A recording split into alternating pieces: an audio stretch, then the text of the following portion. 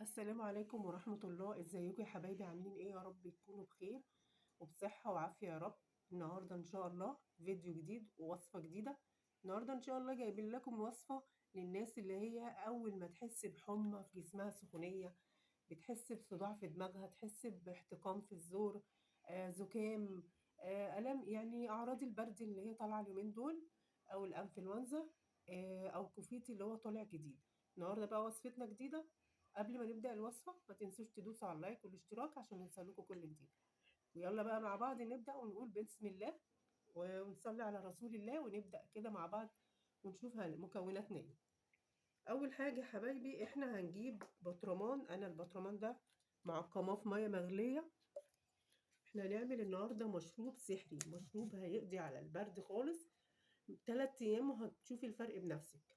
هنعمل زيت الاعشاب، هنعمله بطريقه حلوه وجميله، واعشاب موجوده عند اي عطار ورخيصه مش غاليه خالص. انا جبت بطرمان معقم بالشكل ده. وهنبدا اول حاجه هنجيبها التوم. التوم دوت يا حبايبي مضاد حيوي، قاتل الجراثيم في الجسم والميكروبات.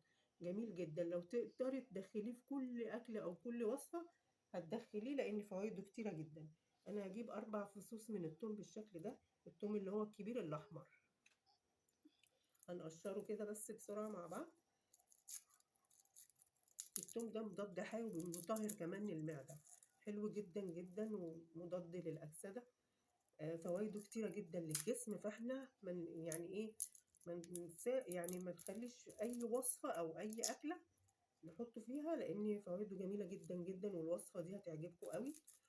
لو عندكم اصدقائكم او جيرانكم او اي حد تعرفوه ما تبخلوش عليهم بالوصفه دي، لان الوصفه دي حلوه قوي قوي. انا قشرتهم كده بالشكل ده، ودقه دقه خفيفه كده عشان يطلع الزيوت اللي جواه. 4 فصوص توم من الحجم المتوسط ده، حلو قوي ده برضو للبرد ونزلات البرد والانفلونزا. جميل جدا التوم والبصل على فكره، الاتنين احسن من بعض. كده اول مكون عندي. هنيجي بقى للمكون التاني اللي هو ايه، اللافندر. احنا اللافندر ده عملنا منه قبل كده وصفة. اللافندر بيجي بالشكل ده كده، موجود عند اي عطار ورخيص جدا. بيساعد على ايه، قتل الفطريات والجراثيم في الجسم،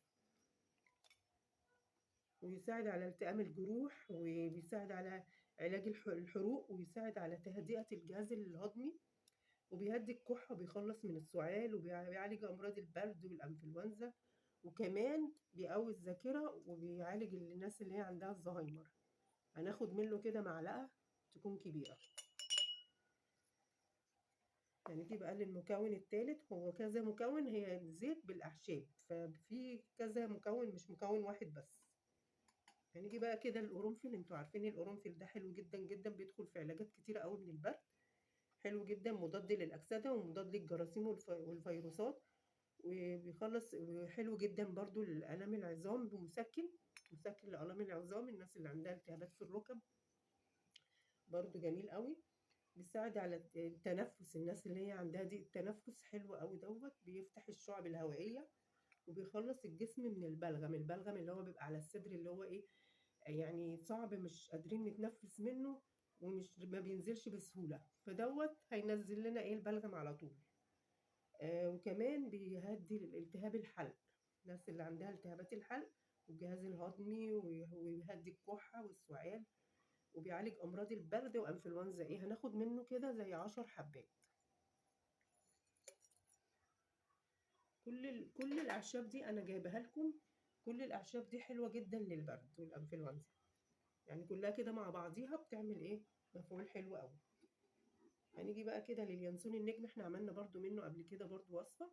هناخد منه 3. اليانسون النجم ده بقى بيقوي الجهاز المناعي، حلو قوي قوي ده. 3 كده كفاية. بيقوي الجهاز المناعي ومضاد للأكسدة، وبيساعد على الاسترخاء، الناس اللي مش بتعرف تنام عندها أرق. وكمان بيقاوم الأنفلونزا، بيحمي من أمراض البرد كلها، وبيساعد على الصحة، الجهاز الهضمي يكون كويس. هنيجي بقى للمكون التاني اللي هو إيه، الخلنجان اللي احنا خدناه قبل كده برضو. الخلنجان ده من فصيلة الجنزبيل، بيجي كده عامل زي جذوع الشجرة، حلو قوي.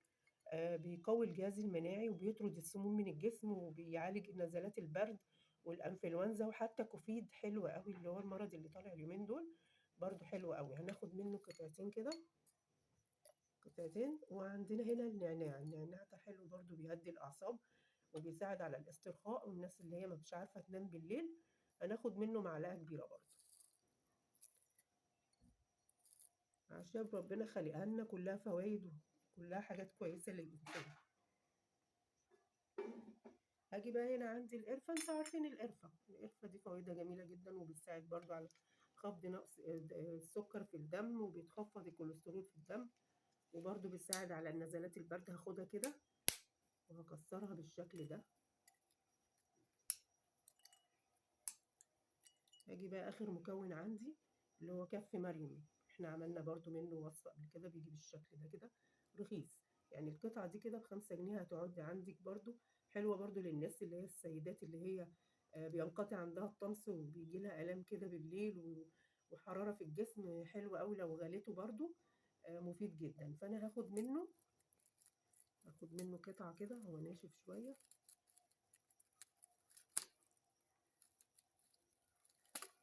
ده فوائده كتيرة قوي برضو. هنكسرها كده.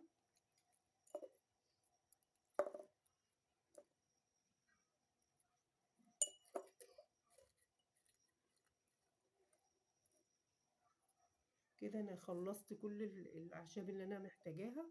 فهعمل ايه بقى؟ انا عندي زيت زيتون، زيت زيتون يكون بكر. بكر يعني ايه؟ مقطوف على البارد وصحي وحلو. هاخد منه كده وهغطي بقى الاعشاب بتاعتي دي بيه. زيت الزيتون ده حلو قوي، ده مضاد للاكسده برضو، وفوائده جامده جدا. انا هغطي بقى الاعشاب، يعني مش لازم املى ايه، ما املاش البطرمان قوي، هو ايه، اغطي الاعشاب بتاعتي. هاجي بقى انا دلوقتي، انا لو عاوزه اخمره بقى ويقعد عندي اسبوع، هروح لفاه بورقه ألمونيا واسيبه ايه في مكان مظلم، او الفه ايه، نلفه كده مع بعض. هناخد قطعه كده وهلفه عشان يتفاعل مع ايه، مع الاعشاب. وهروح شايلاه في مكان مظلم لمده اسبوع. بعد كده انا بقى لو مستعجله وكده هعمل ايه، انا هحطه على حمام بخار مائي لغايه ما يسخن معايا، وبعد كده اصفيه واخد الزيت بتاعه ده، واخد معلقه الصبح ومعلقه بالليل. فانا دلوقتي هحطه على البخار عشان ايه، محتاجاه ومستعجله. هحطه على البخار وارجع لكم تاني. دلوقتي كده انا سخنت ميه مغليه وحطيت البطرمان فيها بالشكل ده كده. هحطه كده نص ساعه على نار هاديه جدا، ونرجع بقى ايه نشوف هنعمل ايه تاني. هنيجي بقى دلوقتي، انا حطيته على النار وشيلته بعد نص ساعه.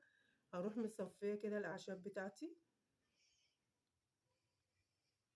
هو بقى على حسب الكميه تكتري علشان يديكي كميه كتير تقعد معاكي كتير. واروح حاطاه احطه عادي، هحطه عادي كده في المطبخ عادي، مش لازم يعني في التلاجة. هاخد منه معلقة الصبح ومعلقة بالليل، هيقضيلي على الكحة وهيقضيلي على السعال، هيقضيلي على آلام الجسم وكل حاجة في الجسم بالنسبة للأنفلونزا. هيخلصها لي إن شاء الله بإذن الله. في خلال 3 أيام هتشوفي النتيجة بنفسك. ومعلقة الصبح ومعلقة بالليل، والأطفال كمان ينفع للأطفال، بس طبعا الحوامل لأ. وحلو جدا برضو لأمراض السكر. كده خلصنا بقى الفيديو بتاعنا. ولو عجبكم بقى الفيديو، ما تنسيش تدوسوا على اللايك والاشتراك عشان يوصل لكم كل جديد. والسلام عليكم ورحمة الله وبركاته.